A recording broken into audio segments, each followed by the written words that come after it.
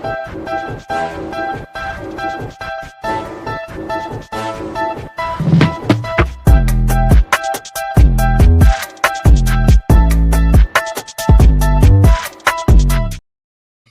everybody. I'm Candid Frank Stanisci. He's Gary Groob, and our very special guest today is Rad Joseph. He is a member of the Ontario Lacrosse Hall of Fame.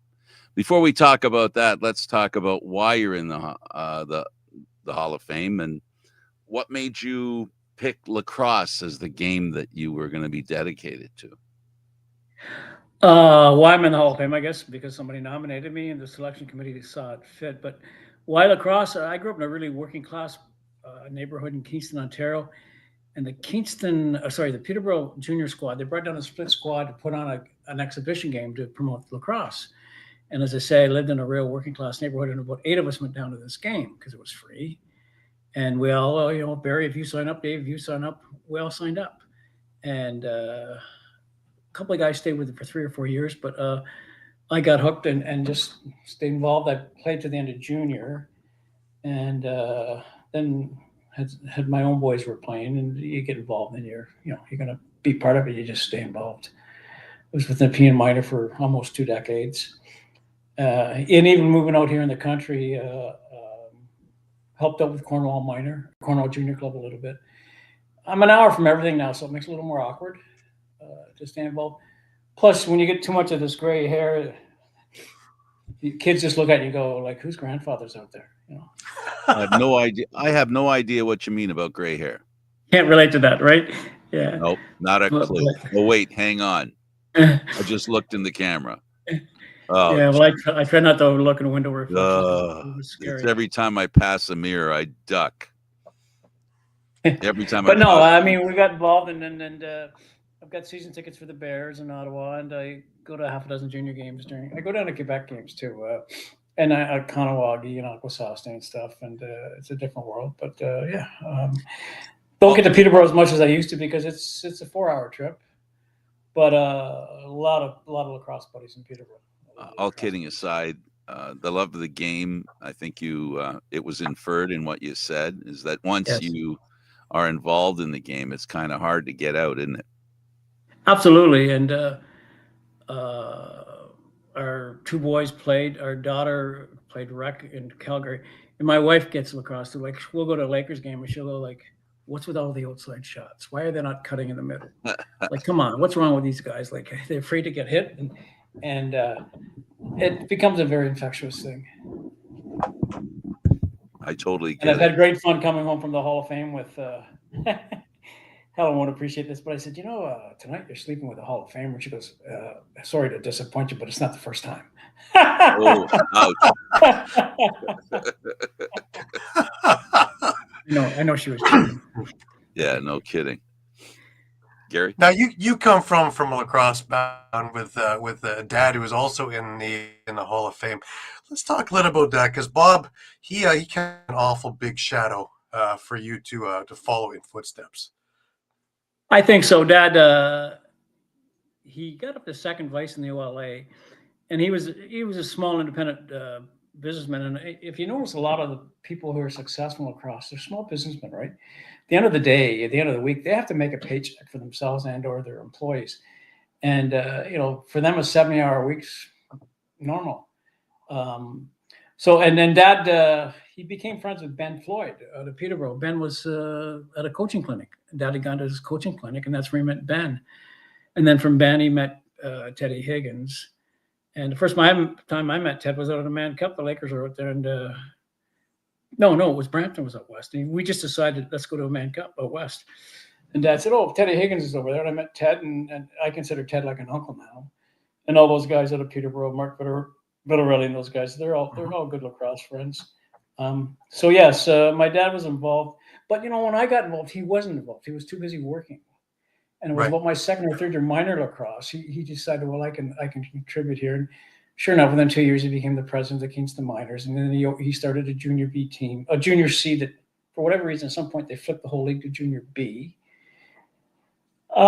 He was from Arroyo, Ontario, and he always wanted to sponsor a team from Arroyo. So he sponsored the Arroyo team at one point. Cam Devine was coaching, and it was one of his things to go back to his hometown and be successful. So he opened up a used bookstore and an arcade. He was in the arcade business, and he sponsored the team there. So and he was involved with the Lakers.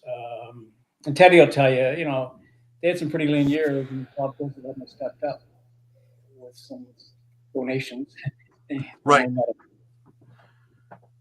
It's interesting because you mentioned it, the junior C team that became a junior B team.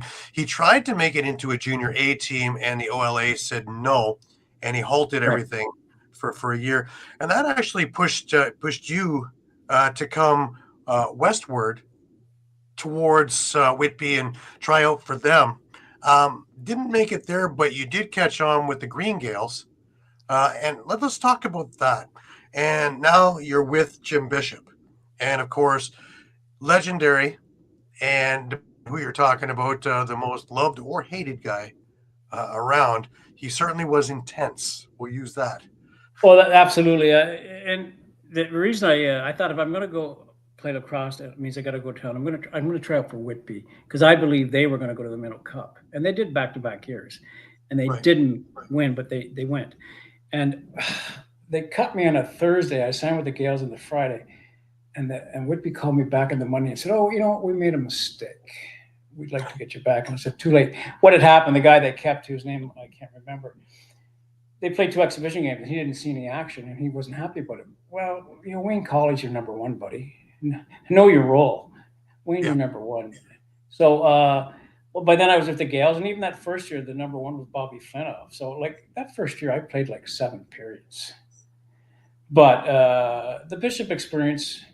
I think anybody who plays for Bishop should get some sort of medal. He is a very intense man. His passion is over the top. I remember once being at a practice with Reggie Hanshead and said, "Man, we must love this effing game because Bishop's taken all the fun out of it."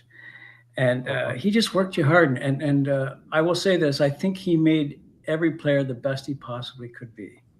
You may not like the way he did it. I mean, we used to, at the start of every month, get a calendar for the month. And you go 28 or 29 days out of 30 between games and practices. That's just the way it is when you play for the Gales. Right. And I got to play with some really great players. I mean, Kelly Mitchell, Derek Keenan, Paul Langley was a captain. I love Paul. First year Bobby Finoff was the number one goalie. Man, there's a guy who could throw a ball. And it was just, it was all happenstance. And I even now I stay involved. I'm very close friends with Doug Louie, and who's starting to step aside from the Gales. But no, it's I'm a Gale. I still am a Gale. Right. Like I said, I made sure to have that above my head for you, because I spend a lot of time with the Gales now, doing a lot of different things for it, and I love it. I love being part of that organization and just the history. Just your history of the organization and the people who have gone through it and the alumni, and just to be able to sit and talk, and I just revel in that, just be able to sit and chat with the history of the game. Well, you've done the Prague thing. You've done the Prague thing, and the first couple of years over there, they really kicked butt. And I went over not as a player, but as part of the congregation, and they revered the Gales. Yeah. Well, now the other clubs have caught up to them now, like Calgary and Raritan, and some of the other clubs have caught up to the Gales in terms of competitive level. And but still, I laugh and I tell this story. I was in a castle somewhere with my wife in Europe. We returned. The tournament was over. And I just had a shirt. It just said Gales, but it didn't say lacrosse. It said Gales. Yep. And the guy goes, Gales lacrosse. I said, yeah. And he goes, "You Doug Louie?" I said, "No, I'm not. I'm just with the Gales lacrosse."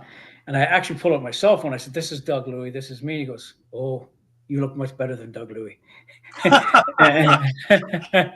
But even there, in a castle in the middle, somewhere in Europe, he knew about Gales lacrosse, which is to me quite fascinating. And well, I get a laugh when I'm walking even downtown Prague. Because, the Gales, of course, give out the stickers all over the place to the kids. And I see the stickers everywhere. And first of all, they're in the arena all over the place.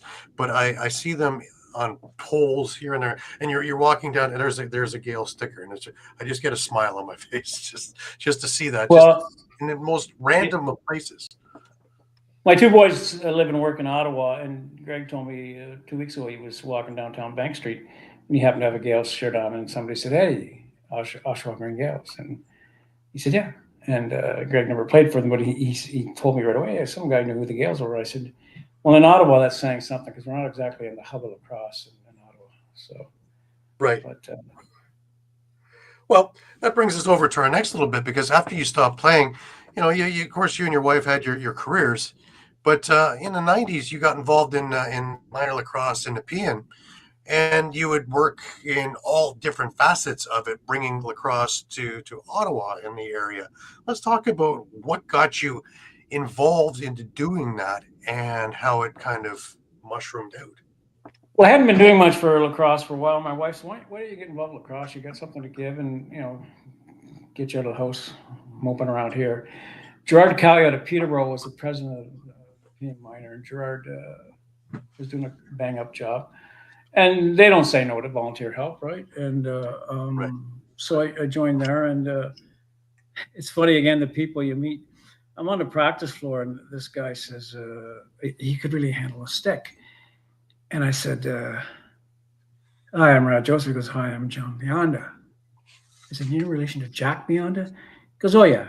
He said, "We'll talk after." So I said, "What's Jack, like your uncle or whatever?" He goes, "No, Jack's my dad." But he said nobody in Nepean knows lacrosse very much, so they don't. The name Jack Bionda means nothing to them. And Right. oddly enough, that year at the Ontario Lacrosse Hall of Fame banquet, was Jack Bionda was sitting at Teddy Higgins' table, and Ted brought Jack over to meet my dad and I. And what a gracious man, and what a lovely man to talk to. And didn't he die about 3 weeks later? Right? He had the heart surgery, or no, knee surgery, both knees, and his heart gave out after, and sadly passed away. But just him and my dad hit it off. They didn't know each other, but they had all kinds of mutual friends. So they just talked about lacrosse, and he was such a gracious man, and it was a huge loss for lacrosse. I remember going to a rock game. He went out there between periods, and it was like the guy had Gumby wrists, the stuff he could do with a stick. Right. So again, it's a small community. We all adore each other. I go to Peterborough. I have to watch where I sit if I want to actually watch the game. Like I can't sit in the box where you are because I know I won't watch the game. I'll be too busy chirping to somebody, and I just want to watch the game. Yeah, and that actually starts hours beforehand, because you hit up in there and you're up in sticks, and then you got Johnny Davis and a whole bunch of other alumni who are in there having a beer or two before the game, and works its way through the game, and before you know it, you're in the post game and you're down at in the bar in the end zone, and before you know it, it's late at night. And where Johnny can't remember my name, so he just calls me Ottawa. Hey, Ottawa, how you doing? But even that, like John Grant Sr., you're right. John said, come on to the arena earlier. I'll take you for a tour through the dressing room. And he knew I would get up. I'm like a 12-year-old kid, right? Going through the Lakers room, right? And seeing stuff hanging, who's here, who's there. And, standing outside the dressing room and hearing the pregame chatter and stuff. And, Paul Day at the time was repping the guys up. And, I think that little boy in you never really disappears when you're in love with the game. It's amazing, eh? Amazing. It doesn't matter what we do or where we come from. As soon as you get around in the arena, the little boy comes out again. And Absolutely. the eyes become this big, and every little thing. And it brings back, even the slightest of things, brings back that kind of memory of something Now, else. you're younger than I am. I'm not in love with the OD game, but it is what it is. It's here. I mean, you played for Bishop, it was all fast break. To me, the idea in lacrosse is just scoring opportunities, and I hate. You've got a 3-on-1. Frank's got the ball. He's ahead of everybody, and he curls off to flip the ball to Johnny Shooter for a line change. I'm going, man, you had a 3-on-1. You had the numbers. Take it. But that's the way the game's gone. And I wonder if anybody had the courage to take a team and say, we're going to fast break all the time. I don't know if you could even floor a team that would fast break all the time, because, and it kind of irritates me that you hear a 16-year-old kid say, I'm a defender. What? You're what? I'm a defender. So you don't really go over mid floor. You've never had a shot on net. No. You go, oh man, that to me is sad. But it's the way the game. Maybe it'll come around. I don't know. Well, we talked about this, I guess, last week when we were talking, and of course, Dave Durante, he was on the show, and it drives him insane. And he is specific on it. Is we used to be the fastest game on 2 feet.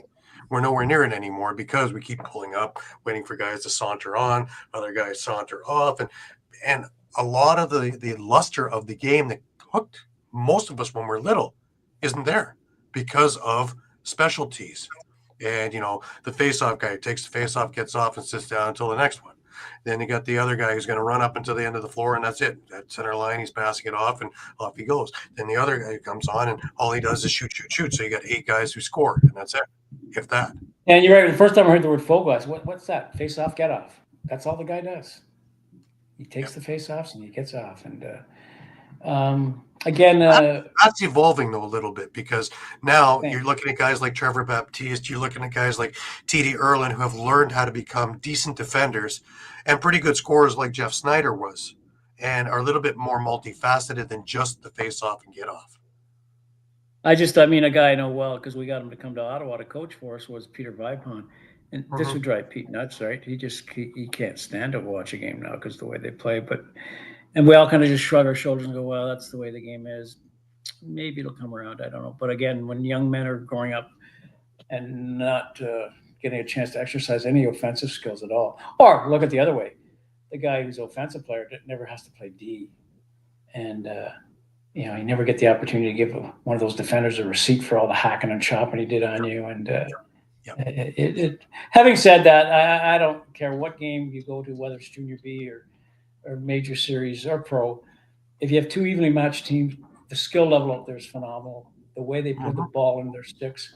I'll go to a Lakers game and I'll count the number of bad passes, and it never hits double digits in an entire game. Never hits double digits. They put it right in the stick, right? And sometimes I like to sit low just because you really see the speed of the game down there, right? And you're standing by the glass, and the guy who drills the ball over his other guy, and you're like ducking. He's not going to miss it. He's going to catch it, man. Yeah. Well, it's funny because we had Doug Favell on a few weeks back, and of course his record was 3 goals in 11 seconds, and he explained that he just finished. It was Gaylord Palace who won the faceoffs and hit a moving Doug Favell in the stick, and all he had to do really is follow through, and where he followed through, and he was a good goal scorer, so he knew where to put it. But that's how 3 and 11 seconds happened, was the ability of Gaylord Palace to win the faceoff and hit the stick with a pass. I would have loved to see Palace play. I don't know if there's any video of him around or not, but I would have loved to have seen him play. And I've met Ross many times, and he's, again, a prince of a gentleman to talk with, right? And I remember he said, "Oh, you played for Bishop." Yeah. And he said, remember one time I went to practice, he said, and I said, "Bishop, I'm looking for my son." And he said, "Well, if you could tell me where it is, I'd like if you show up to practice once in a while." Bishop said he didn't have special rules. I think he had special rules for certain players. Oh yeah, I believe that. I believe that very much. But I was talking with Rich Kilgore, and if you've looked at the Six Nation Chiefs over the last couple of years, and a lineup that's stacked, if there is a chance for to have transition, that's the team, because you can't very well put a Dane Smith on defense and say you're going to stop at center and pass it off. No. They actually were running lines last year and this year because they went back to the old way of things, because they had so much talent, both offensively and defensively, that you couldn't really pigeonhole anybody into any particular position. And you wonder, I was thinking about them today, they won 2 now in a row? And, 3. You're going 3? And they do the 5. They're not weak anywhere. I mean, you had Barris coaching, and there's nothing weak in their roster. I know the Lakers were shooting for that 5 there the one time, and they didn't get it. And a little worried about the Nations. Let's face it, they got a pretty big payroll. You probably hear the numbers as much as I do, and you go, yep. So how do the lesser clubs deal with that? Like the guys, not Porto, but the guys at Coburg. Like you're going, God bless those John Webb and those guys for having a team, but why? You almost go, why? Because halfway during the year, they'll sell one of their gunners to help finance what's left in the roster, and you go, why are you even doing this? I guess it's the love of the game. I don't know, but and because the Nations is stacked. The other guy that surprised me is Jamie Dowick. There's a guy that could buy a championship, and he chooses not to. Yeah. And you kind of applaud and tip your hat to the guy for not doing that, because he probably could buy a championship. He uses it for a different motive, and I don't know if you've noticed over the last number of years, is the Oakville Rock have become the audition for the Toronto Rock. Right. I've watched guys like Jeremy and Jason Noble. I've watched guys like Mitch DeSnoo long before the Rock made a play for them. That's why I had a feeling that Landon Kells wasn't far off from the Toronto Rock lineup, because they made the trade for Nick Rose for Landon Kells last year before the season started. And it just seems as though it is the audition for whether they're going to make the squad. I've watched Sam and Ty English play for them before the Rock drafted them. And here they are now, as first round picks, both of them. And Even Dawick's own boys really developed well too. Yeah. Well, the one, of course, Josh is made it all the way, and I've known Josh since he was a little boy, which is kind of fun watching him now, from sitting beside us to now we're watching him. And the others are not far off, really. They've both done very well in collegiate, and the one, I think one or both have been played for the Oakville Buzz now, so they're well on their way up as well. So who knows if it'd be kind of like Stanisci, it'd be Dawick from Dawick and Dawick down the road. But that's the method he's used. I like what they're doing in Brooklyn, honestly, and what Gavin Prout's done since he's come back, and they've reinvigorated that plan of playing for the front of the jersey, not the back of the jersey, and getting people in the alumni back for Brooklyn pride. And something I don't know, you know, Gavin, boy, what a competitive guy he is. Like, man, he's a competitive guy. He was with the Gales the one year up in Prague, and he had the ball mid-floor. He looked at the clock. There was 2 seconds left in the half. He drilled it in the top corner from mid-floor. And Gavin was so skilled. And because of that, and people knew he played in the NLL, they were taking lots of shots at him. But he's a tough competitor. He's not taking crap from anybody. Mm-hmm. And there was the one game we had an 8:30 start, and Gavin hadn't showed up. It was around 8:20. I said, Gavin, sleeping? He goes, didn't get to bed last night, Rad. But could he play lacrosse? And and he's coaching the Brooklyn club. And again, somebody behind him, like him on the bench, they're going to compete, because Gavin won't settle for anything less. He just won't. Yeah. Well, I've asked a number of people, and maybe you have some input on this and some ideas, is I love the summer game. I love it more than I love watching NLL. I absolutely am in my heyday when May rolls around, and I know that we're going to all these arenas and, in these closer things where you get to see everything up close. How do we get the fans back that we had 25, 30, 40 years ago? Even a portion of them. Because they have AC now too, right? All the arenas are getting AC. They AC. do, and a carpet and everything. Brooklyn is a beautiful place to play. I was a little surprised when they built the arena in Aquasasne. They didn't put in AC. But they have it now in Brooklyn, right? Or would be. Yeah. And so because I remember going to games in Brooklyn, the sweat pouring down the back of your knees because it was so warm. But there's no reason not to go now. And again, it's so skilled. And you pay what, $6 or $8? Yeah, maybe $10. I don't even know now where NLL, what's $30 or whatever. But the cost never deter you anyways, because the NLL is pretty inexpensive compared to other pro sports. How do you get them back? I don't know. I mean, I still think the non-educated fan, there's still this misconception it's a violent game, and it's not. It's not. And I laughed the first time I ever took my wife to a game. We weren't married then; we were just dating. It was a Brampton Peterborough game in Brampton. There was a fight before the game. Involved Paul Evans, no surprise. Paul was already suspended, but he started a fight in the alleyway. And about halfway through the game, my wife says, Helen says, if we ever have boys, I don't think they're going to play this game. It's just too violent. I said, Helen, you go up, you keep your head on a swivel, you keep your stick up, you protect yourself, you take care of business. It's not a problem. It's just, And fast forward 20 years later, and our son Greg's playing Pee Wee. And one of the plays, a guy just comes across the trolley tracks, and Greg just happened to turn and just riff the guy, and literally head over heel. And Helen goes quietly, "Nice hit, Gregory." And I said, "Whoa!" I said, "What if that was your son? She goes, "My son knows. Keep your head on a swivel, keep your stick up, protect yourself, take care of business. And I thought she just about word for word give me the quote back from like 20 years ago. Mm-hmm. And like I say, we'll go to a Lakers game and she'll, what's wrong with Evans? Won't go inside there. Why's he taking these 80 footers for? Because I see he'll score 1 out of 15 and he thinks he's Johnny Shooter now. But no, it drives you nuts. Like, come on, go inside, man. You got so much skill. But I think it's good. I hope Brooklyn. I don't, much as the Laker bloodlines run deep because of my dad. I hope Brooklyn gets to the Mann Cup.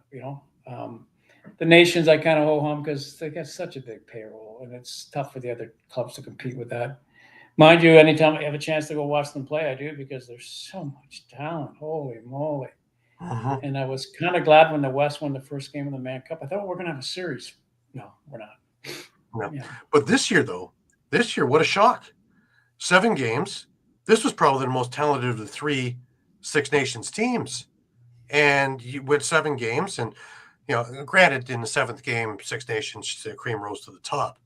But, up until that point, there was still that, could this be the upset of upsets? And the West finally wins. And you got to love that it's a best of 7. It's not easy. I mean, you're on the road for 7. You're at hotels and restaurant meals and stuff.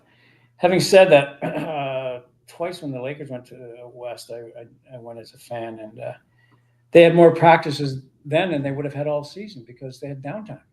Yeah, and they called them shoot-arounds, but the guys were talking strategy, and it blows me away. They literally have 2 practices to start the year, and they said, well, why bother? We got 6 guys coming in from the other side of Toronto, and blah, blah, blah.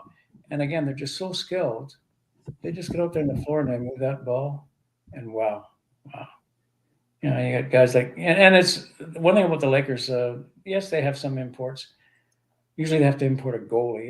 They had Thompson 1 year and Vince the other year, and no surprise, they're such an important position. But it's as I said to somebody, you give me the 7th game of the Stanley Cup or the Mann Cup, I know where I'm going. I'm going to the Mann Cup. Absolutely. Every time. And it's funny because Peterborough might actually this time around actually have a homegrown goalie with Deacon Knott. And yes, maybe he is on the verge of being the next big thing, right? Yeah, wait and see. So it's going to be. It's fun to go to Peterborough with all the old timers there, like the Bobby Allens and Benny Floyds and stuff, and you chat with them. And I asked Bobby, do you watch the game as a fan, or you're still a coach? He goes, I'm still a coach. And they were under the trouble there the 1 year. It was the Mann Cup, and Ben was coaching. And at the end of the game, I was walking down the hallway, and I saw Bobby having a chit chat with Ben. And I thought, Ben's, he's soliciting his advice, right? Because I don't know anybody who's more revered than Bobby Allen. Eh? Oh man, he's so revered, and he's such a gentleman. I have to tell you, 2018, my family were at West, and they were coming home. I didn't make the trip, and they were involved in a horrific accident just outside of Thunder Bay. My sister-in-law got killed, so I made my way up to Thunder Bay, and I'm moping down the hallways of the hospital, feeling sad, and the phone rings, and it's Bobby Allen. Brad, how's your family doing? And we talked for 40 minutes. That's the kind of guy Bobby Allen is, right? He wouldn't have had my phone number in his cell phone. We had to track it down, and we chatted for 40 minutes about how difficult it is to be a parent and how life can throw things at you. And I thought, geez, this guy, he just cares so much, right? It was not, why don't we discussed a bit about lacrosse? And just is such a genuine, good person. Right. Mind you, there's lots of people from Brampton who will tell you that people from Peterborough are a-holes, and the competitive fire that gets in there. It's funny to watch. And I love going to Aquasauce to watch some of the mums. They're scary, some of these mums. Well, the funny thing is, especially with the lacrosse community, is we'll hate each other for 60 minutes. But we're at each other's weddings, christenings, funerals. Anytime there's a tragedy, everybody comes together all over the world. Yes, and they'll go for a beer after, literally, too. And I remember Joe Bowen talking about that when they first started doing TSN, started doing NLL games. And he said, these guys beat the snot out of each other, and they go have a beer together. Yep. Yeah, I actually had a chance to talk with Bonesy on Friday. I was at his roast last Friday. And that would have been fun. Oh, it was hilarious. we talked just briefly afterwards because everybody wanted a piece to talk to him, and I happened to have a rock jacket on, so of course him calling a rock game. So we had a moment to talk just about Is that lacrosse. on video anywhere? Do you know, Gary? I don't know. I'm sure there's YouTube moments out there, but to watch the Jim Ralph roasting of Joe Bowen was worth the price right there. And I was lucky enough to be invited with this bunch of CFL guys that I know. So it was terrific. It was a great evening, and well, we're off his Ottawa roots, right? He played here and used to do the cherry thing, and so we don't see him here anymore, though, at all. But, yeah, no, he's I'll see if I spending can time in find Markham now. all in Markham. Well, and YouTube's a wonderful thing for catching up on stuff. Absolutely. Now let's get into a bit of the media stuff. What drove you into the media idea? I know myself, it was I hated the way it was broadcast and the way it was put out in there, and I thought that I could do more. What got you into the MSL, they're just happy to have anybody help out. So I did a bit of MSL stuff, but Pierre Filion and I don't know which one of us came up with the idea about doing this Think Lacrosse. So Right. we all alternate writing articles. Pierre almost always does something policy oriented about how the game needs to do this or change and that. And people think he's critical, but I think he tells the truth. Whereas I prefer to do profiles. I really like doing profiles, and they're amazing. Like you think you know Gary Groob, and then you do some research and you go, wow, I didn't know this about the guy, or I didn't know that about the guy, and that's even without making phone calls to do interviews. And so I just have fun with it, and because everybody, I really believe this, everybody's an amazing story, and you get their perspective. And we got a new gal helping us now doing a bit of the marketing. We didn't give a damn about whether 200 people or 2,000 people were reading our stuff, and the numbers are getting up a little bit, but it was never about that for us. Unfortunately, we lost Doug. Doug had to step aside because he had other commitments, Doug Louie. But we have this Kim Kayer who's helping out, and she's a professional marketer, doing it just because she's a friend of Pierre's right son, something. Which again, it happens in lacrosse. You seem to get a lot of people just, I'll help you out. And so we're having fun. And again, I really enjoy doing the profiles because everybody's an amazing story. They really are. Maybe I'll do one on Gary Groob someday, or Candid Frank. First thing I'd ask, why do they call you Candid? I assume It's redundancy. Yeah. Candid Frank. Yeah. Well, there you go. And where was I sitting the other day? I do CFL stuff. Gary alluded to a little bit of it. And I did a show, and I wanted to figure out what would be the name of the show. So I said, I'll see what I can do with the initial CFL. Ah, cute. Well done. So the show I did was Candid Frank Live. And the guys I did the show with for 3-4 years, after 5 years, they had no idea why it was called Candid Frank Live. They didn't see the CFL. I said, okay, I didn't realize it would be that subtle. I wasted my time trying to do something like that. So that's. Did either one of you guys ever play the game? I never played the game, but in the 70s, I was a play-by-play guy. 70s and 80s, I was a play-by-play guy for the Toronto Beaches Lacrosse. Oh, so you know Linda Blog and some of that. Well, I got reintroduced to somebody who thought it was funny to remind me how they tried to hit me with the ball while I was sitting on a riser doing the play-by-play here on this show.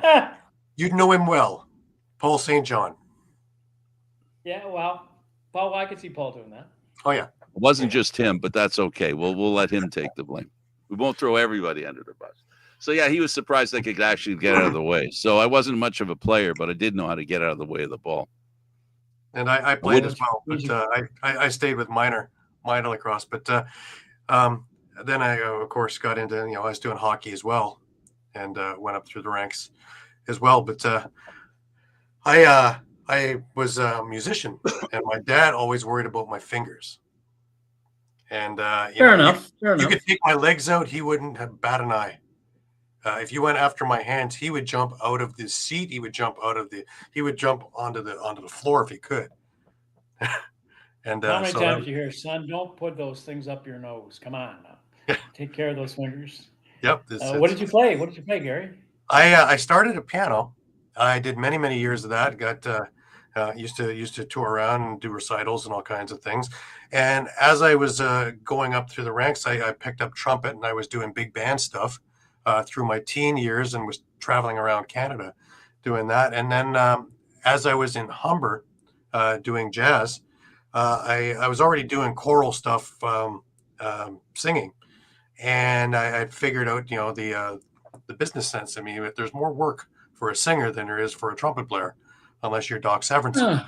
So I changed course there, and I had done choruses for many years, and to this day I still do the caroling gigs and still do the anthems and still do 4 or 5 concerts a year. So keep myself busy in music. And How awesome is that? taught for the last 40 years or so. I've taught mostly piano, but piano vocal theory as well. This comes back to everybody's an amazing story.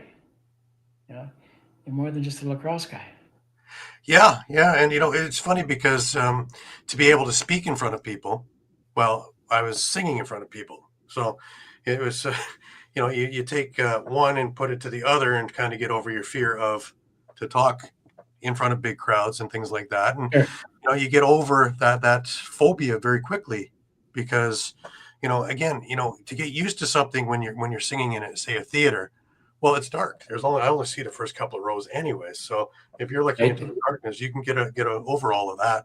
I used to tell my students to look just over the crowd. So you're looking just above their heads. So it looks like you're looking at them, but you're looking somewhere in the back of the theater or something like that until you can get comfortable enough that you can actually really make eye contact. And the same thing was when you were speaking, and that same idea. Yeah, lots of people can't public speak. It's not an easy thing to do, but yeah, there's techniques for sure, right? And it isn't looking at the magic that everybody's naked. It's about something more sophisticated than that, for sure. Mm-hmm. Now I want to go a little bit further because with all the people that you've talked to and interviewed and things like that, do you have a favorite? Was there a favorite story that just kind of stood out to you? You go, wow, I am just so enamored with it.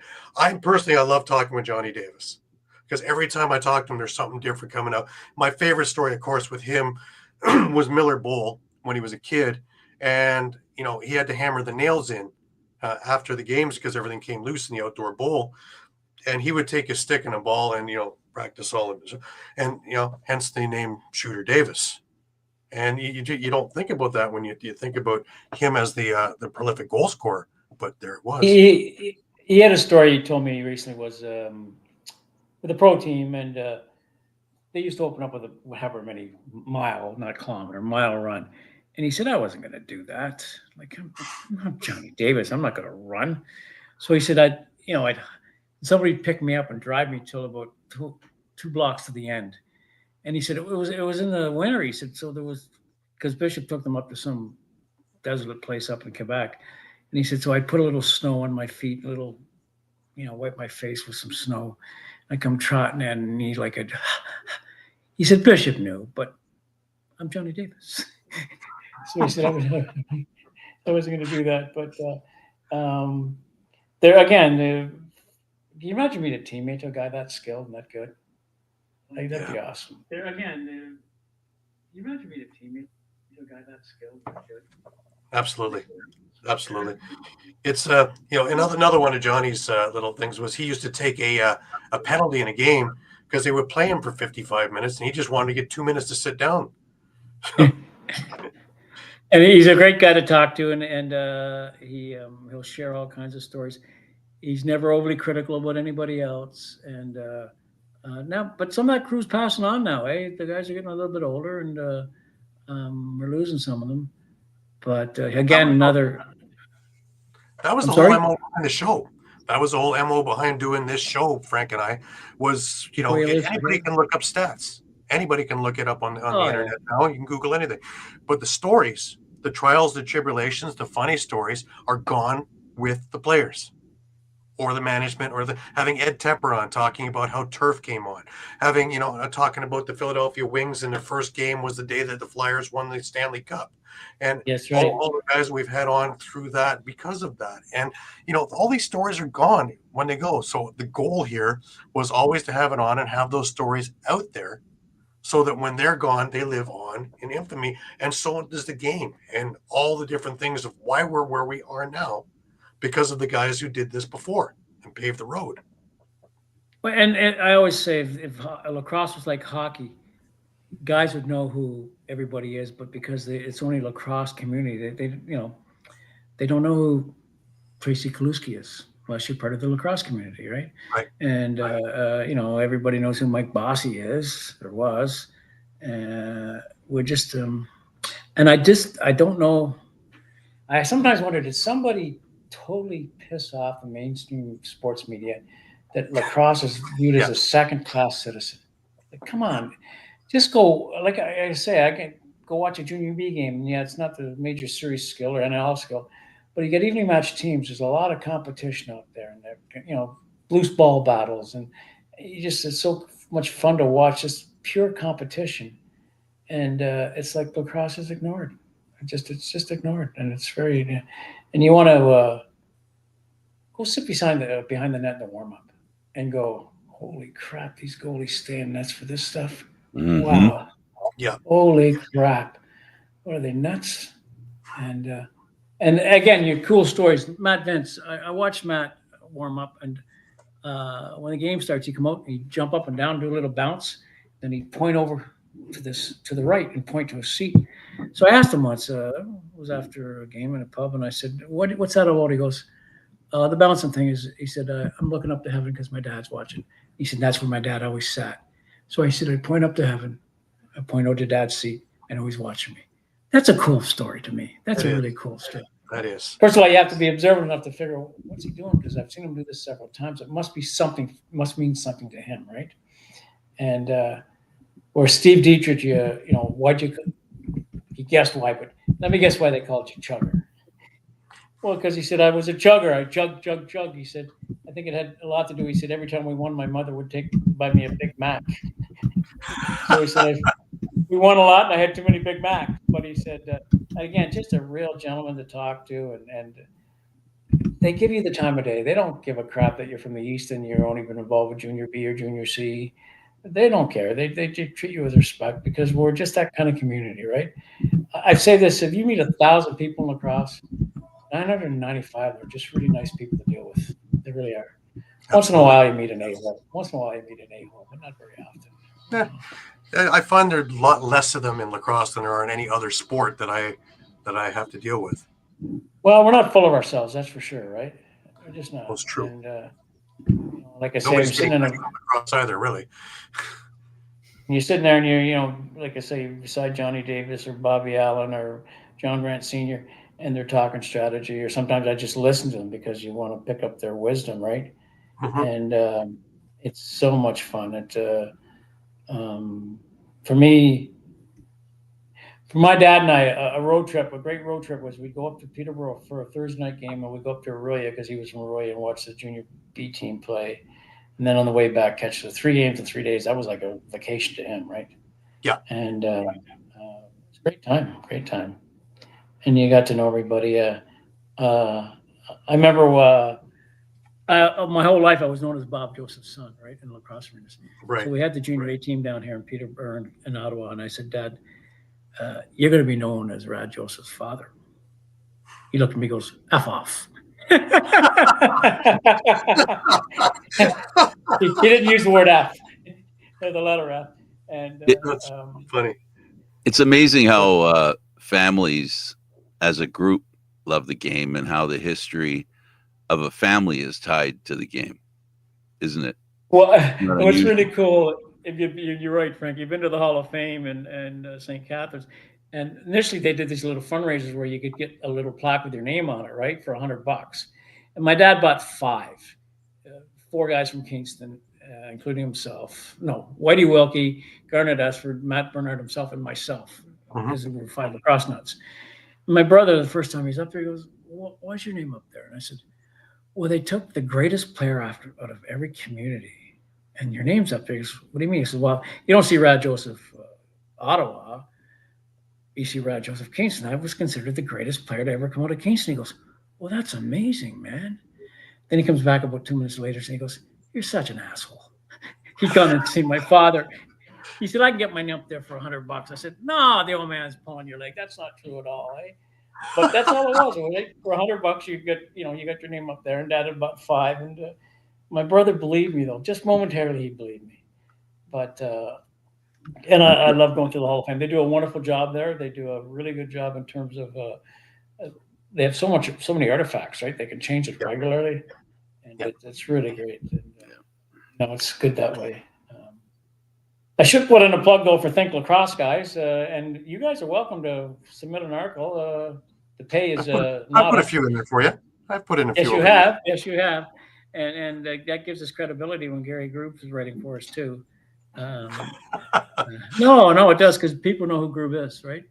And I was one of my disappointments was this year I couldn't go to Prague because I'd had hip surgery, and Doug said, well, he starts naming all these guys are going to go. And I said, I just can't do it, Doug. I can't hop up and down those rail trains all the time and stuff right now. Maybe next year. So, and it's a fun trip too. Have you ever made the trip, Frank? No, I haven't. You need to. Well, Prague's an amazing city, of course. And some of these players go to some amazing little entertainment clubs. I've heard all the stories. And how they're not far away, and how they're grouped together, and how a string of lacrosse players span the whole block. That's about right. And again, it's just so full of history, and the talent. Like when you get to the final 2 days of the tournament, it's good lacrosse. For some reason, though, it has a habit of raining on the championship day. It's really nasty weather, right? Yeah, year in and year out. And you only eat so many sausages too, right? Over the course of a week. Just remember the next time you see that a game in Ontario has been called because the floor sweats a little bit. That's true. Fair enough. And then you're playing, and I've watched referees take their helmets off because they couldn't see through the visors because there's so much rain falling. Or when players are scooping a ball and a quarter inch of water comes up with the ball. So But even to go to that environment, I remember the bus pulls in just so that the new guys can see the environment. You go, and I can envision, the big white building at the end where you all go up there and watch, and there's the canteen, and it's and the Bradenton's playing the championship. Man, they pack the place, eh? Oh yes, the entire city, everything in the surrounding area comes to it. And it's funny because I think my favorite story was Brady Kiernan when I had him on the show. He explained his first thing because, of course, you think about Europe and you want to go to Italy and you want to go, and Prague doesn't seem to be. First of all, you get there and wow, you look at all these 800-year-old buildings and the history. Now you get off the train and you are in a neighborhood where kids are going to school, people are walking their dogs, there's houses everywhere, and there's a lacrosse rink, an outdoor lacrosse rink in the middle of the neighborhood. And then you walk in, and there's thousands of lacrosse people from all over the world there, just chatting over a beer and a sausage and whatever. And you just go in there and you stand there and you just, wow. And then after that, you keep moving in. There's an automatic bond because you're lacrosse people, right? Yeah. And you get, those good-looking girls with the cowboy hats, they're from Calgary. And actually, there's lots of women go to these games as well, too. Eh? So if the game's boring, you can get distracted. Absolutely. And my favorite thing is the Friday before championship weekend is when all the players come on and all the little kids from the area come on in their favorite whatever jersey. I see a lot of Gales jerseys and that coming out, but a lot of other jerseys as well, especially now that it's picked up over in Europe as well. And they're no bigger than waist high on me or lower. And here they are running around with their sticks, and all the guys are out there giving clinics. And English is not a language that's spoken, but lacrosse is. What's so cool too is a lot of the Gale guys will give their sweater up to some kid, and you just made that kid's week. He's got a Gales jersey to take home, right? That's so cool. And actually, I think the Gales jerseys for this year have come in. Doug sent me one. I told my wife squirrel it away and put it in the Christmas tree for me. But Yeah, I may go to you. You want to go back to Prague or? I am. In fact, Doug got a hold of me, and I have to meet him for the first game over in Oshawa for my jersey, because there's a few things I've got to do with the Gales. January 10th is the Gales night with the Oshawa Firewolves, and they're doing something big there. And you asked me if I could do it and do a little bit of coverage for the Gales. Doug asked me to come to the game, so I booked it in. The 10th. Yeah, me as well. So yeah, so if you're out there and interested in any of the Gales history, January 10th at the Tribute Center in Oshawa. Come out to the Oshawa game, or sorry, the Oshawa game, the Oshawa Firewolves game, and maybe I'll show up with a Black Bears jersey. There you go. Wouldn't that be interesting, eh? Get myself thumped out. Well, I think that they're so happy to have a team that anybody coming in, because remember, the first game is against Toronto. That'll be a mixed house right off the hop. You can hope they beat the Rock, but that won't be easy sledding. Mind you, they got a pretty decent roster. They got a pretty good team. Never mind, they inherited a really great team. Did I hear that you can't get seats for the home opener? I believe that. Yeah, I believe it's standing room only. They went to buy seats, and they said no, there's none available for home opener. I believe that was standing room only about a week ago, so I'm pretty sure that would be done. Yeah. That's what 5,500 people or so. No, I think since the renovation, 7,500. Well, good, because you need that to not lose your shirt. Yeah. So just to turn a profit, and my take in Ottawa, I don't really think Ottawa is a sports town. When the Sens aren't winning, there's lots of empty seats. When the football team's not winning, and I think if they come out to shoot like 4-1, they'll get fans. If they come out 1-4, they won't. I mean, they'll get the lacrosse fans. The one thing, and maybe it's an age thing, but you guys tell me, I can't stand the music during the games. I don't see where it adds value to the game. Where does it add value to the game? It doesn't. I think it's one of these things I call the Americanization of our game. But I've guys older than me. I remember the first time there was a pro game here when the Rebel back then. And the guy said, "I'm not coming back if they're going to play that music." And I don't know if the players tune it out, if it means anything to them, but I just don't see where the value is. I just don't. Some arenas have it so loud you can't hear yourself think. So if you're bringing fans who don't know, you can't explain the game to them, and that seems to be the big complaint. Yeah. So, but anyways, well, yeah, I got my season tickets. I got 5 season tickets because I know there'll always be somebody who want to go, whether it's the kids or not, and all our kids, significant others have learned that lacrosse is part of our family, right? And both the boys played. My daughter was a scorekeeper, timekeeper. Until I realized in minor, all the referees, the young referees were hitting up my daughter. What the hell, guys? But no, you got me wishing I could go to a game on Saturday night right now. There you go. Well, if you can make it across on the highway, I'll take you with me over to track. It's Philadelphia, Toronto, so that'll be a fun time. This weekend. Yep, Saturday evening, 7 p.m. Yeah. You guys are spoiled, right? You're like an hour gets you to all kinds of games, right? Yeah, being here is kind of in the center of the universe in Ontario lacrosse, and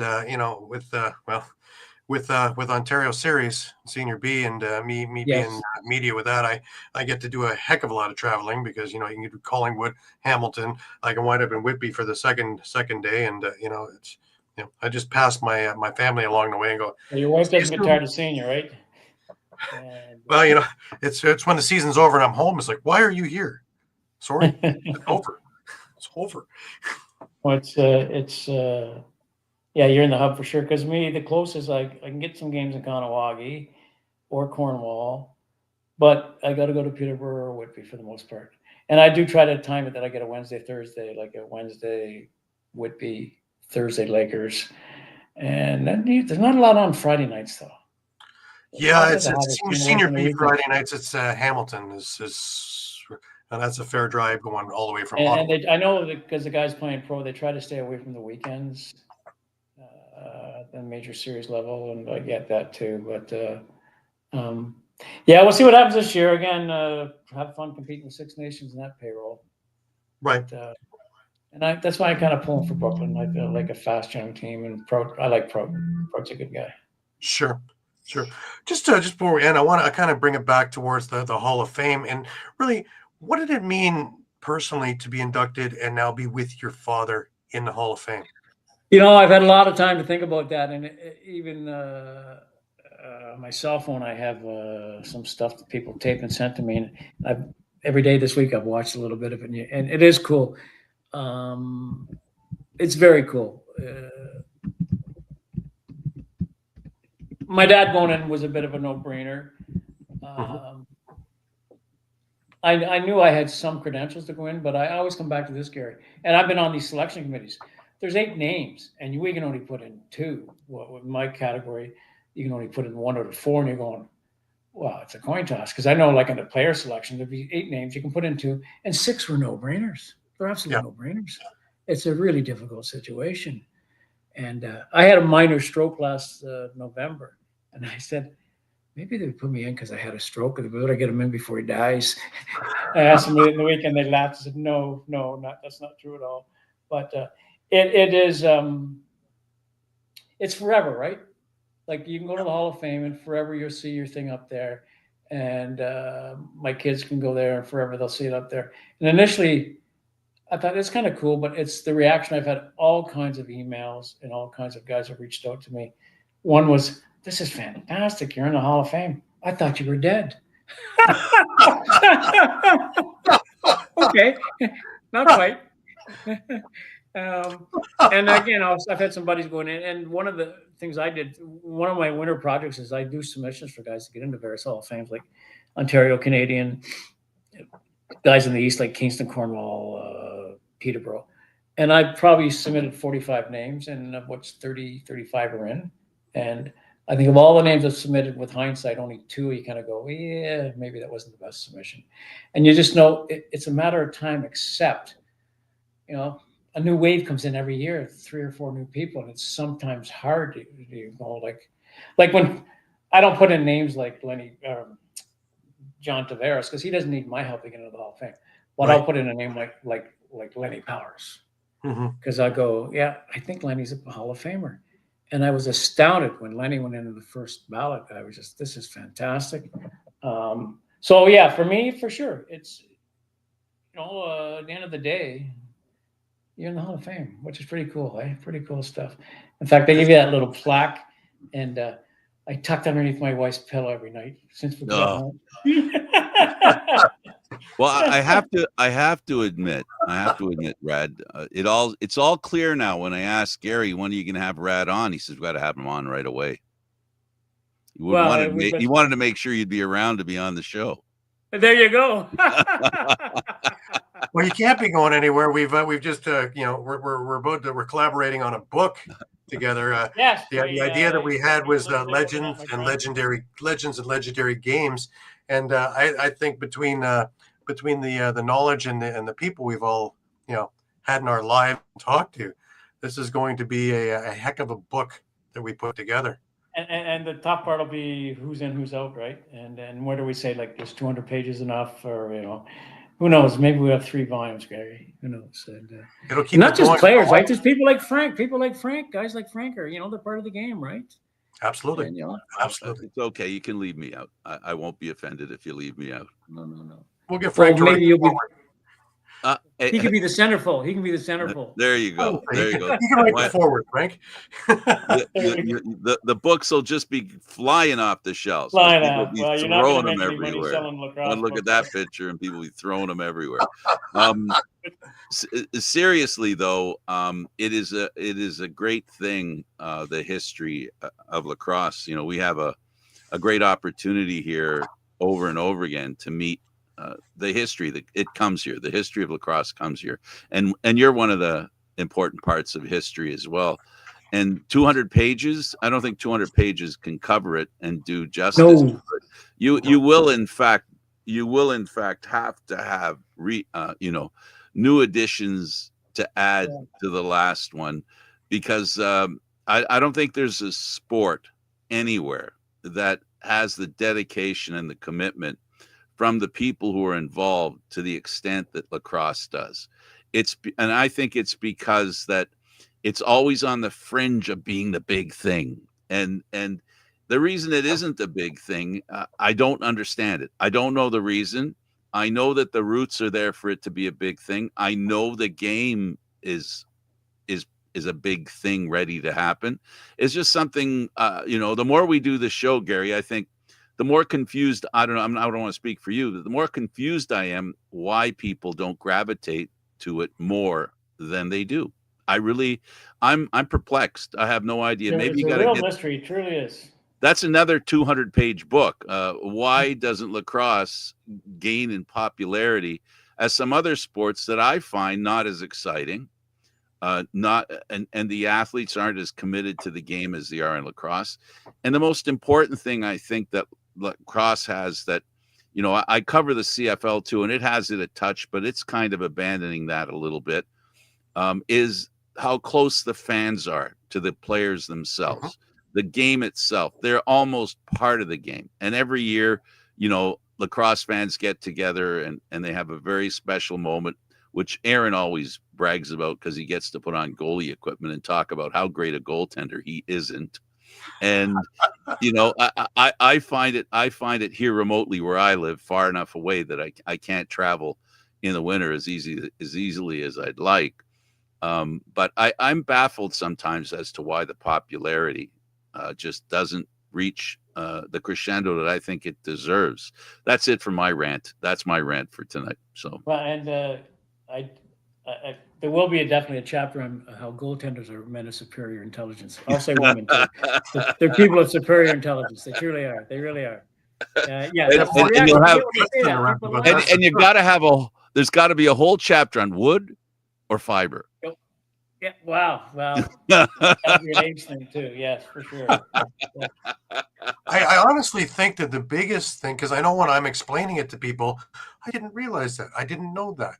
There's so much either misinformation or no information out there that people just form their own little opinions and then they kind of just wait off. And the more that we're in their faces and the more that we're out there, and that's where things like this show, other shows like this, are really, really big. And to have guests like you on there and discussing it and showing the human side of it and all the things that went into it.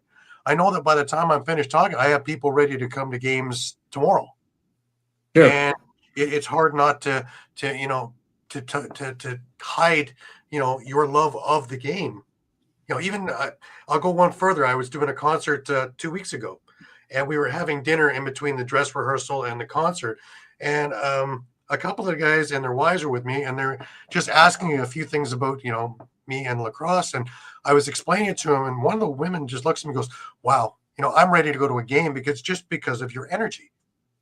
Sure. And I think that's what needs to be out there. And the more that's out there is the more we can get the public to gravitate to what a great game this is.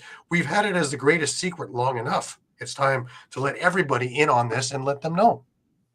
It just came up back. Who did we tick off in the mainstream sports media that just is like, oh, lacrosse? Well, there's a dirt championship on. We could put first, Come on, guys. There's so much skill, so much athleticism. Well, that's a real challenge simply because it's cheaper to replay something or buy some film. Fair enough. Right. Yeah. That's just my opinion. I don't know what. But I'll tape the games and I'll play them a second time. I'll fast forward through some of the stuff. But sometimes you want to see how did that. And being a goalie, I can't stand these. I know they're great plays, but this diving where the guy dives across the creek and goes, it's a real. It takes a lot of courage to do that. I'm waiting for someday though that they scrape a guy off the floor. Like as a goalie, I would give up the goal just to cream the guy, See, Wayne Cauley has the same thing. When they talk about a guy who got a broken neck because he landed wrong, then what? How is that good for the game? No, you're right. And Wayne's the kind of guy. I've seen Wayne, a guy getting a breakaway pass. He'd come out with the defensive line and just drift the guy, right? Yeah, Wayne wouldn't think twice. I saw him on the weekend. He was at the Hall of Fame dinner. As was his brother, Kenny. Well, Kenny went in. Kenny got inducted on the weekend. There's a guy who could score goals. Gary, has anybody done a book on the Creators Game? Yeah, there's a couple of them out there. Yeah. So, because that's the other thing that the history of the game goes back a very long way. You know, we And don't. and that's not been lost too. People still make reference to that. Reference was made to that on the weekend by people, and it's an interesting story. I know some people poo-poo, but you know what? It's again a very unique aspect of our game, right? You know, there's all the theories that when I was about 8 years old, I came across a comic book that talked about this creators game and how they used the creators game. It was a like 2-day war sort of thing, right? 3-day war, a battle, and it was really. I wish I'd kept the comic book, but Well, that's yeah, part it's of a the lacrosse. That would be something, eh? yeah. So, anyways, it's been a delight, boys. I've really enjoyed this more than I thought I would. And I thought I really don't have any prep to do. I just shoot the breeze, right? Well, that's it. You know the answers. It's your life. That's the beauty of it. Yeah. The Yeah, idea is, and you know, in the middle of winter, when I'm having a ho hum lousy day because it's winter, all I got to do is phone somebody and talk lacrosse, and your spirits get picked up right away. They just do. They just do, right? that's why it's the And medicine game. That's why we call it the there you medicine. go. There you go. And you know, it can be anybody. Now you guys are on the list. You'll have to send me your phone numbers. I have yours, Gary's. I don't have yours, Frank. So, and I will start to watch Absolutely. CFL talk. I know the story behind that now. There you go. You think the guys would have clued in? Candid Frank live. Come on, what's wrong with these guys? They're obviously not lacrosse fully intelligent. No, I never said that broadcasters of football are intelligent. They love the game. That's the best thing I can say about broadcasters. We love the game. Whether it's lacrosse, hockey, football, sometimes we're very narrowly focused on the game and how much we love it. And I do know one thing about lacrosse, and I keep learning it over and over again. It has a very deep history. And sometimes it doesn't matter how far you scratch, keep scratching, you keep finding more new history that you can see. And that's why that book isn't going to be 200 pages. It's going to have to be like if you remember when you were a kid, you and I'll remember, Gary might be a little too young for this, but always the parents bought the Encyclopedia Britannica, and there were like, what was it, 20 books? I think you can start at 20 and you still won't cover all the great stuff. Volume 1 through to whatever. Yeah. Absolutely. Because just the origin. Get up in the morning, doesn't it, Brad? Yeah, just the origin of box I'm waiting to get lacrosse spanked alone. for some of these pictures I've been using in articles. Like, I try to credit where the source is, but sometimes it's hard to know where the source of the photo is. Yeah, I'm waiting for somebody to spank me on that. But I think there's some great photos. I don't want to go back to the other thing about the falling down wrong on the. I guess one of the volumes could also be a volume on all the different NLL lacrosse teams and where they played. You could have that. Oh my gosh! Oh yes. Where they've tried. I mean, we could just throw up an atlas. Oh my goodness! No kidding. No kidding. But you know what? Everywhere it's been, if given the chance, it's been successful. Unfortunately, when it comes to the professional aspect of lacrosse, because everything we've talked about here today is the love of the game itself at its root. Like you said, Rad, it isn't about how well you played. It's how connected you were to the game. When it comes to lacrosse and becoming a big professional sport, it's a challenge today because it's not, there's no room for, it's amazing how many sports channels we have and there's no room for stuff. It's crazy. It's an anomaly that I'll never figure out. With all the sports channels we have, how hard is it to have a game like lacrosse on, once a week or twice a week or something? And I also can you actually make a living at it? I guess the top end players can. But at the end of the day, you either age out or you injure out anyways, right? By your mid-30s usually. You probably have a better handle than I would. Like, what's the highest salary you know of? I've heard 70. I've heard up to 6 figures just because of endorsement and both leagues. Okay, I think a Jeff Teague comes to mind just because between the PLL, the NLL, the Hill Academy as a coach, and endorsement of his equipment, I think that he's into the 6 figures. But that's a rarity. That's top. That's a rarity. That's a rarity. Top drawer. That's Yeah. top shelf, whatever. And I Yeah, heard the absolutely. payroll, a couple of guys on the nation's Chiefs, you know, I heard one guy making 70. I go, you only played like 10 games last year. That's pretty good turnaround. Yeah. Well, that's the other factor, right? We've talked Yes. on here.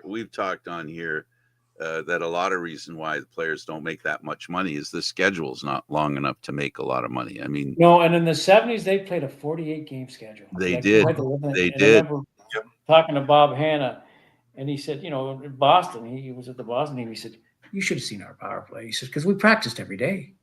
Yeah. He said, it was wickedly good. And the guys had to live there. And, no, yeah, unbelievable. And I remember I've had this discussion many times with John Grant Sr. and his wife. You know, the Philadelphia team basically, or the league folded on a phone call, right? One of the owners got PO'd and said, that's it, goodbye. And she said, we came home to Peterborough and we had nothing. John went from being this like hanging out with the basketball guys in Philadelphia, you know, akin to the hockey stars, coming home to Peterborough with nothing, not even a job. And John talked about it. He said, we'd be out there in the practice floor, and he said, the basketball guys would come out. And he said, next thing you know, they let us shoot baskets with them, right? And the 76ers, how cool would that be? But, you know, Yeah. 3 months later, you're going home with no job. Well, he And, coined the phrase, you know, it was like winning the lottery and then losing the ticket. When there you go. There you go.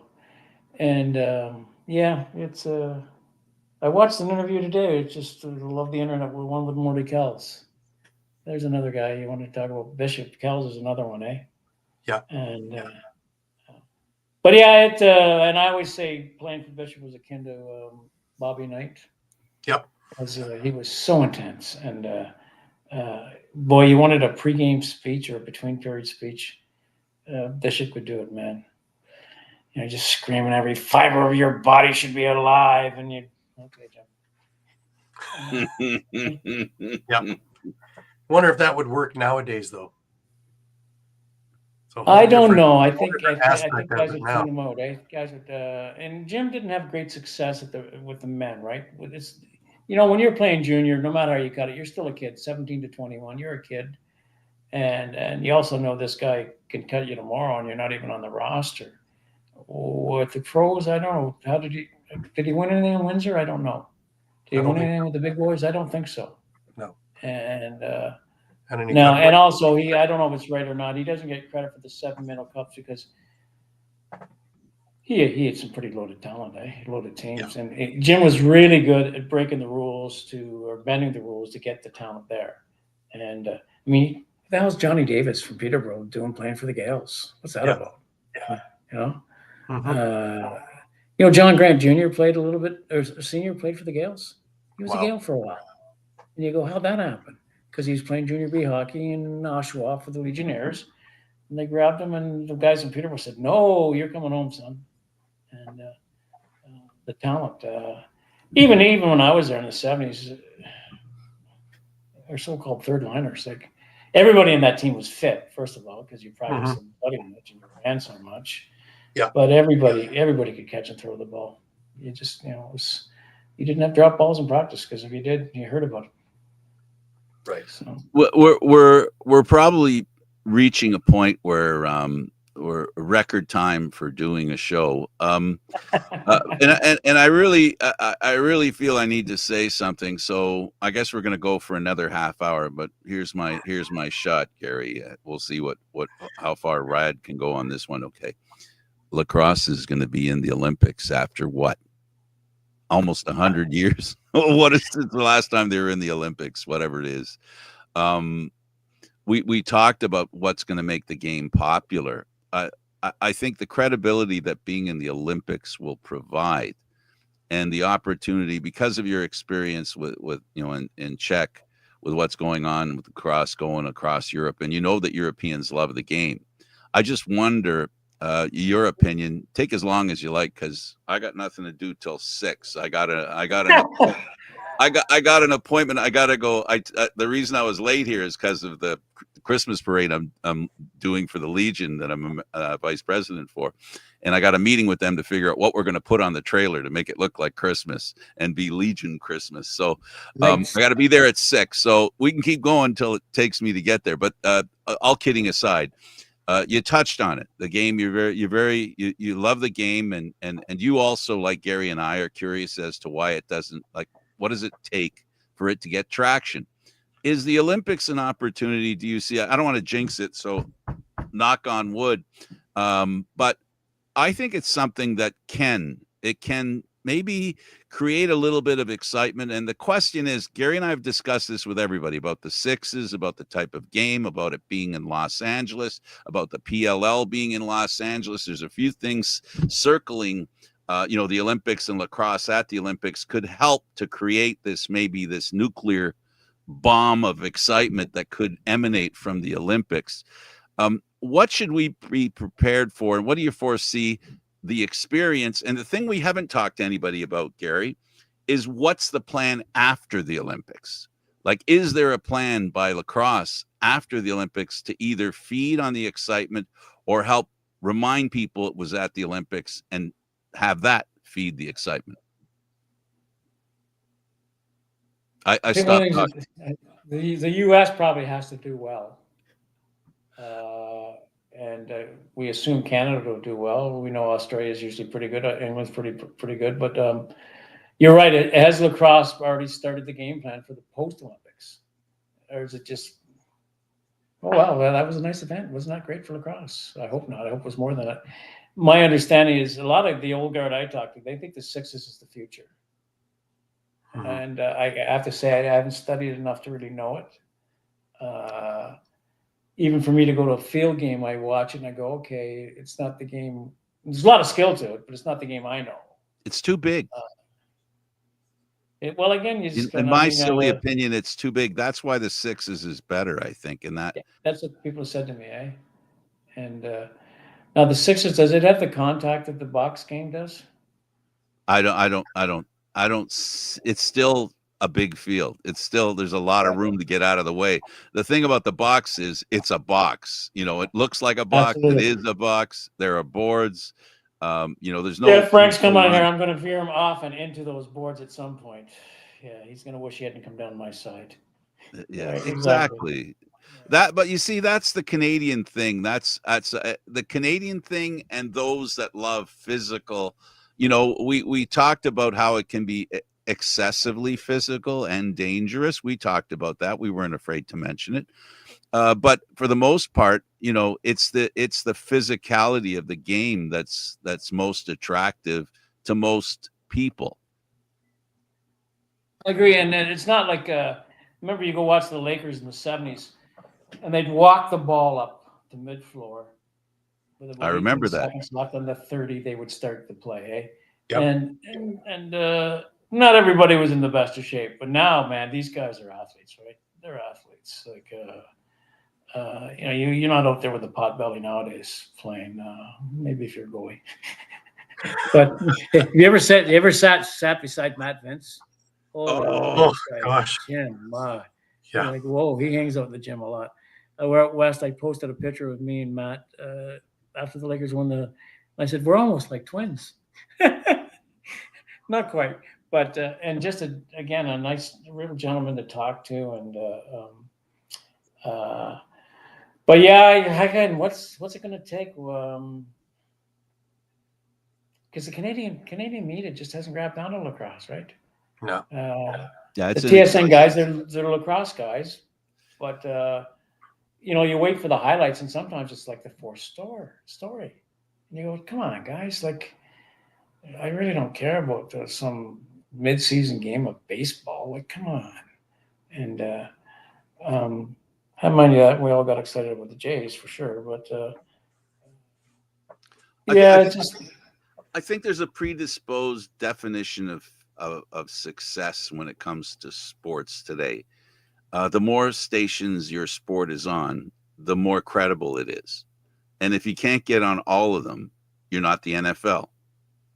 And at the end of the day, it's all about being there everywhere to be seen. And then the gambling part is another issue that every league wants to be a part of the gambling because the fans want to gamble and people are invested. I don't know if lacrosse is interested in that aspect of sports. I don't know, but They just signed a there is deal the some other truth. day. What's that? They just signed a deal the other day about gambling, so they It, have their one spot there now. So it's part of it. all sports Gambling. data, yeah. So they just yesterday.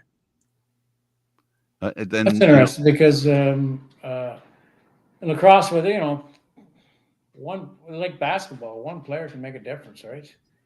If you have inside information that Gary Groob's playing with a bum knee tonight, that's good to know if you're going to be gambling. Yeah. Well, that's the danger of gambling when sports enter into gambling. The credibility of the game gets called into question. I don't know. I'm not a gambler. Okay. So this was a comment I made as a viewer. I know that in the Canadian Football League that I cover very closely, Right. that is one of the things they want. They're trying to be a part of that because every sport, gambling is an integral part of people watching the game and being invested, right? I mean, it's down to the point where you can gamble on the first pitch that a pitcher throws. Is it going to be a ball or a strike? And they wonder why there's some shady stuff going on. I mean, they're getting down in such a level of minutia that my goodness, of course they can cheat. I mean, when there's so many opportunities to hide what you're doing, sure. But it's almost again, silly with the Super Bowl, all the various things, right? The first reception, absolutely. the first rush, the first this, the first kind of coin toss. You go right onto that. Even the coin toss. Even the coin toss. Heads or tails. And that's my point. That when I talk about the Canadian Football League, and lacrosse has the same issue. And by the way, the Canadian Football League and the National Lacrosse League, they don't go on the air at the same time. One of them starts, the other one finishes. One of them finishes, the other one starts. So it's a nice little relationship that, as Gary will tell you, Canadian Football League fans have with lacrosse. A lot of the fans that are fans of CFL are fans of lacrosse as well. And you see the same people at the events that you see at the football as well.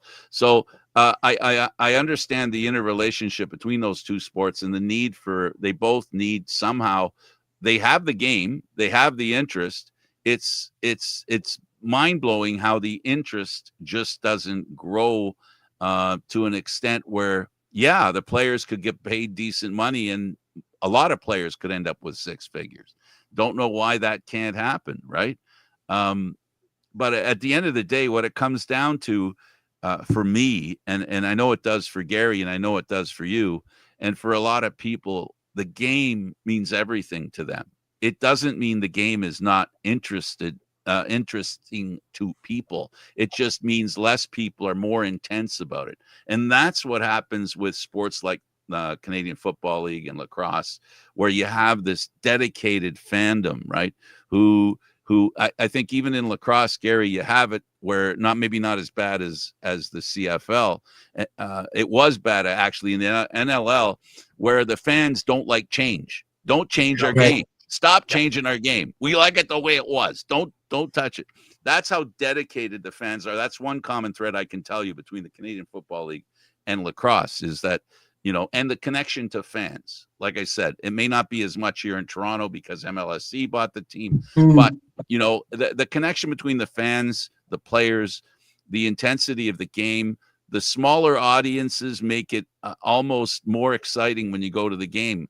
I mean, you don't have 20,000 people in Oshawa, right? You don't have 20,000 people in a lot of places where lacrosse is extremely popular, and where Gary tells us the story all the time and talks about it. I get a headache almost listening to Gary talk about whenever you go to a game, you see all these old people like this guy, Rad Joseph, and all these other old guys. They insist on coming and they insist on supporting the game and they insist on talking to people how much they love the game. I'm tired of it, Gary. I'm friggin' sickening. No, I'm just kidding. I'm being sarcastic. But it's what makes the game so popular. People love the game because it means everything to them, not just tomorrow and not just today, but yesterday. And I just created another volume for you to write. Absolutely. It's interesting you say that, because I remember my daughter was going with this fellow at one point, and I said, "Do you want to go to a lacrosse game with me?" And he said no. There's about 6 times I asked him, and my daughter said, "Why does Dad keep asking him if he wants to go to a lacrosse game?" "Because your dad loves the game. He thinks everybody should." Right. And I thought, that's true. That's true. And plus, you get to assess a person's level of intelligence watching a game sometimes, right? They kind of get it or they don't get it. And like I said, my wife can go to a game and she can tell you what should happen or what shouldn't happen. But yeah, I love that when some of the football stuff too. I tell you, it's really good for it. Is the NFL guy? He used to be a Cowboy. Crap, quarterback. Akins. Not Akins, the other guy, but he tells you what should happen. Romo. Well, yeah. Do we have one of those guys in lacrosse? Says, Shanahan, probably.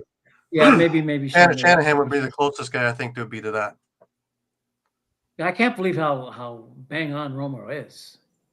Like, you mean how he predicts what's going to happen? Yeah, the next play, what they should be doing. Yeah, what they should be doing. He's literally bang on every time, and maybe the game's too fast in lacrosse to do that too. Well, remember what I said about it being on, like, football's on every channel, it seems. Yes. And they invent channels just to put NFL football on them. That's how many broadcasters are involved in the game. And out of that many broadcasters, you're going to end up with a Romo. If lacrosse had more broadcasters talking about the game, or really what we're talking about here, right, is former players who really understand the inner workings of the game and understand the patterns that are lying there waiting for you to exploit, right? Because that's what Romo's beauty is. He's not saying anything new. He's not inventing some new play that's coming on. He has watched the game. He has learned the game. He's now in a position where he takes everything he's learned about being a player to now he's becoming a really good viewer and putting the viewers in his position and using his brain to explain to them what might happen. And I love watching him too sometimes for the exact same reason. I'm amazed at how he can predict. And we're not talking about predicting, okay, there's going to be a touchdown here. He predicts how the touchdown's going to come about. And he'll almost tell you how many footsteps it's going to take for that guy after he catches the ball to get to the end zone. It's just crazy. It's crazy stuff. If you're watching a lacrosse game in Peterborough and you're standing beside Mark Federelli, Mark can be like that. Sometimes you have they to just ask need him. They just need a place. They just need a place for it to happen. And I remember he said that they were going, the West were going on the power play, and he said, "Here's what's going to happen." And he called it everything except the goal because the goalie made the save. I said, "Mark, how did you know that?" He said, "I watched the practice this morning." I said, "I thought they were limiting how you got in the arena." He goes, "You just let on like you're supposed to be there. You're not from Peterborough." But he knew.